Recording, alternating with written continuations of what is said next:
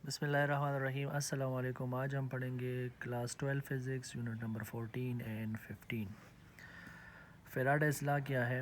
Electromotive force बराबर है rate of change of flux. Number 2, seismometer works on the principle of electromagnetic induction. Number 3, Lenz law is consistent with the law of conservation of energy. ये बहुत बार आ चुका है कि Lenz law क्या है, conservation of energy है या conservation of charge. तो ये कंजर्वेशन ऑफ एनर्जी है। नंबर 4, सेल्फ इंडक्टेंस एल से रिप्रेजेंट किया जाता है और बराबर है N phi over I. N number of turns, phi in flux और आई करंट। एसी जनरेटर का इक्वेशन है electromotive force is equal to E maximum sine omega T, omega बराबर है 2 पाई एफ। ट्रांसफार्मर का इक्वेशन है V S और V P is equal to N S over N P. What is VS? Voltage in secondary coil. What is VP? Voltage in primary coil. What is NS? Number of turns in the secondary coil, number of turns in the primary coil. जब secondary coil में number of turns primary coil से ज़्यादा होते हैं तो वो transformer step up transformer कहलाता है। और जब स्टेप अप ट्रांसफार्मर कहलाता है और स्टेप अप ट्रांसफार्मर में voltage of secondary coil is greater than voltage of primary coil. और जब उलट बात करें, number of turns in the primary coil ज़्यादा हो, number of turns in the secondary coil कम हो, तो तब वो ट्रांसफार्मर स्टेप डाउन ट्रांसफार्मर कहलाता है। What is R M S value? R M S का मतलब है root mean square value. I R M S बराबर होता है I M over under root 2, जिससे आता है 0.707 आई एम। ये वैल्यू आपने याद रखना है। In pure inductance the current inductive circuit the current lags behind the voltage by 90। जब सर्किट में सिर्फ इंडक्टर लगा होता है, सिर्फ और सिर्फ इंडक्टर लगा होता है, तो वहाँ पे करंट वोल्टेज से 90 डिग्री कम होता है। उसका इक्वेशन है V is equal to V M sine omega T plus pi by 2। यहाँ पे पाई बाई 2 मतलब वोल्टेज पाई बाई 2 से ज़्यादा है करंट से। The reactance is XL is equal to omega L. What is reactance? Reactance mean resistance of inductor. इस inductor का जो रेजिस्टेंस है उसको हम XL से रिप्रेजेंट करते हैं, वो बराबर होता है ओमेगा L। ओमेगा बराबर है 2 पाई F। The average power loss in the inductive circuit is always 0. Number 11, in pure capacitive circuit the current leads the voltage by 90. यहाँ lags the voltage by 90 है, ये आपने याद रखना है। जब इंडक्टर लगा होता है किसी सर्किट में, एसी सर्किट में, तो वहाँ करंट लेग करता है 90 में। और जब कैपेसिटर लगा होता है तो वहाँ पे लीड करता है 90 से। तो उसका इक्वेशन है I is equal to I M sine omega T plus pi by 2।